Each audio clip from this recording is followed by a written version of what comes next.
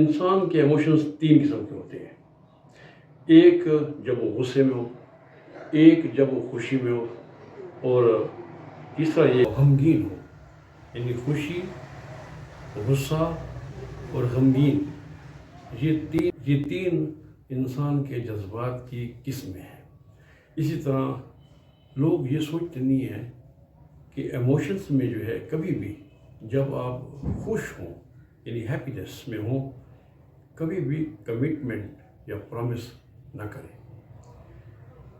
دوسری بات یہ ہے کہ جب کبھی بھی آپ غصے میں ہوں تو کوشش کریں کہ خاموشی اختیار کریں. غصے میں جب ہوں تو اس وقت یا تو آپ جواب نہ دیں، یہ ماحول کو چینج کر دیں اور خاموشی اختیار کریں.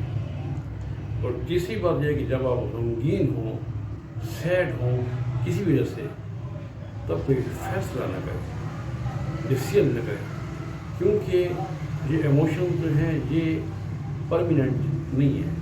یہ کچھ لمحات ہوتے ہیں، کچھ دیر ہوتی ہے. ان کے جو اثرات ہوتے ہیں وہ پھر آپ کو وہ پرماننٹ ہوتے ہیں. ان کا امپیکٹ، ان کا اثر آپ کی زندگی میں پڑتا ہے، اور پھر بعد میں اور کچھ بھی نہیں رہتا، صرف پچھتاوے رہ جاتے ہیں.